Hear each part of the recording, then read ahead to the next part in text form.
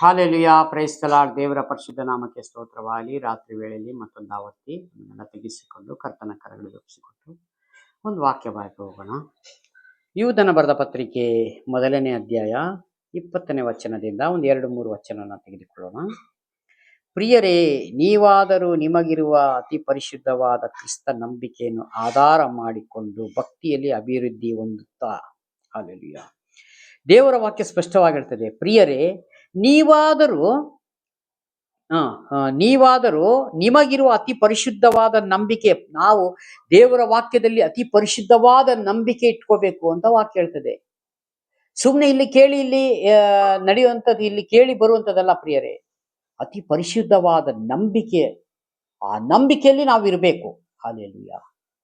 ಚರ್ಚಿಗೆ ಹೋಗಿ ಸುಮ್ಮನೆ ಬರೋದಕ್ಕೆ ಅಲ್ಲ, ಇಲ್ಲಿ ವಾಕ್ಯ ಕೇಳಿ ಹಿಂದೆ ಬಂದು ಮತ್ತೆ ಮರೆಯೋದಲ್ಲ.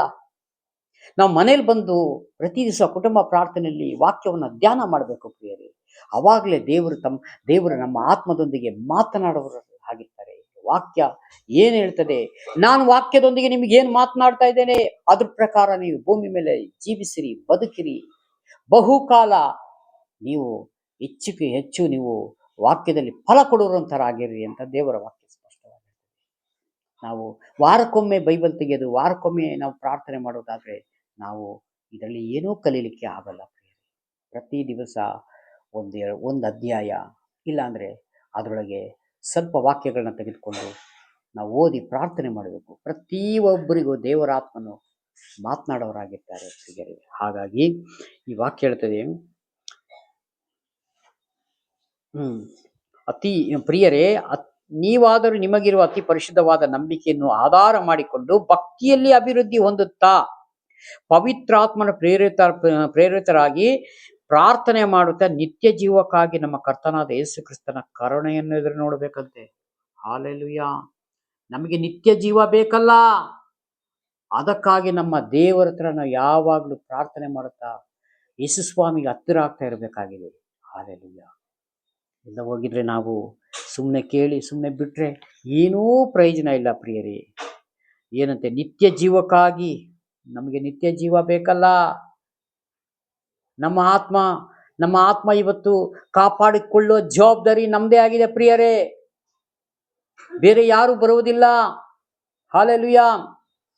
ಬೇರೆ ಎಲ್ಲದಕ್ಕೂ, ಒಂದು ಬಸ್ಸಿಗೆ, ಒಂದು ಟ್ರೈನಿಗೆ, ಒಂದು ಪ್ಲೈನಿಗೆ, ಪ್ರತಿಯೊಂದಕ್ಕೂ ಎಷ್ಟು ಬೇಕಾದ್ರೆ ಟಿಕೆಟ್ ತರ್ಬೋದು. ಹಾಲೆಲೂಯಾ, ಒಬ್ಬರು ಹೋಗಿ. ಆದರೆ ಪರಲೋಕ ರಾಜ್ಯ ಹೋಗ್ಲಿಕ್ಕೆ ಒಬ್ಬೊಬ್ಬರಿಗೆ ಒಂದೊಂದು ಟಿಕೆಟ್.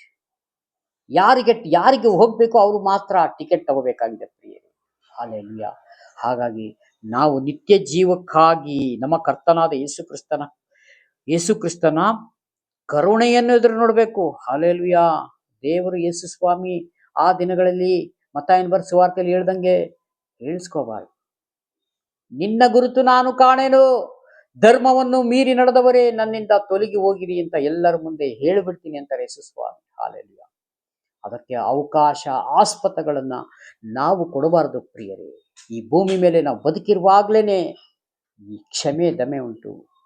ನಾವು ಈ ಲೋಕ ಬಿಟ್ಟ ಮೇಲೆ ಯಾವ ರೀತಿ ನಮಗೆ ಕ್ಷಮೆನೇ ಇಲ್ಲ ಪ್ರಿಯರೇ. ಹಾಲೆಲೂಯಾ.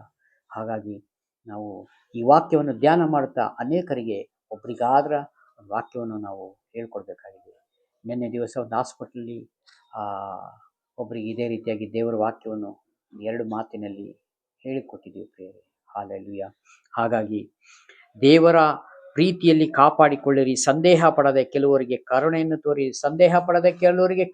ತೋರಿಸಿರಿ, ದೇವರ ವಾಕ್ಯವನ್ನು ಹೇಳಿಕೊಡ್ರಿ. ಹಾಲೆಲೂಯಾ.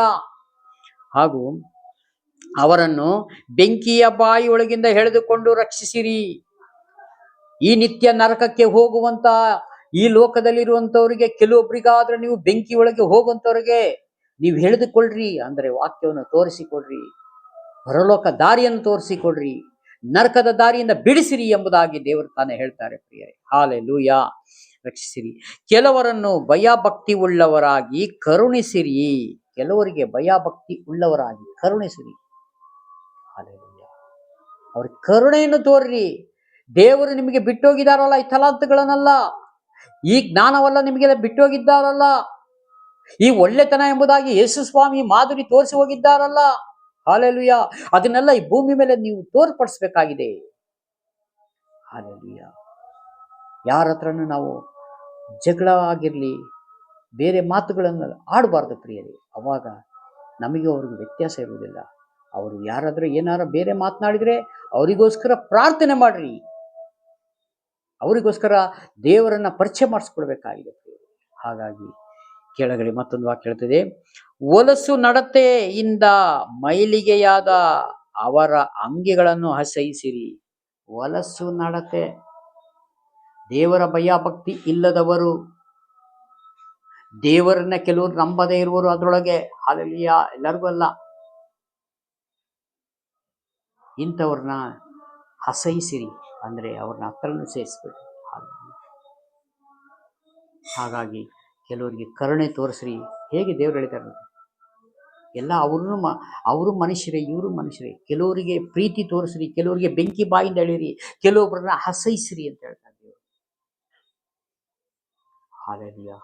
ಹಾಗಾಗಿ ನಾವು ಅದೇ ರೀತಿಯಾಗಿ ಪ್ರತಿ ದಿವಸ ವಾಕ್ಯದಲ್ಲಿ ನಾವು ಬೆಳಿಬೇಕಾಗಿದೆ ಪ್ರಿಯರೇ. ಈ ಕೊಟ್ಟಂಥ ಸಂದೇಶಕ್ಕಾಗಿ ಸ್ತೋತ್ರ. ಯಾರಾದ್ರ ಒಬ್ಬರಿಗಾದ್ರೂ ಒಂದು ದೇವರ ವಾಕ್ಯವನ್ನ ಹೇಳಿ ಕ್ರಿಸ್ತ ನಂಬಿಕೆಯಲ್ಲಿ ತೋರಿಸ್ಕೊಟ್ಟು, ನಮಗೇನು ಇಲ್ಲ, ಒಂದು ವಾಕ್ಯ ದೇವರ ಯೇಸು ಸ್ವಾಮಿ ಬಗ್ಗೆ ಒಂದೆರಡು ಮಾತುಗಳನ್ನು ಸ್ವಾರ್ಥ ಮುಖಾಂತರ ಹೇಳಿ ಬರೋದಷ್ಟೇ.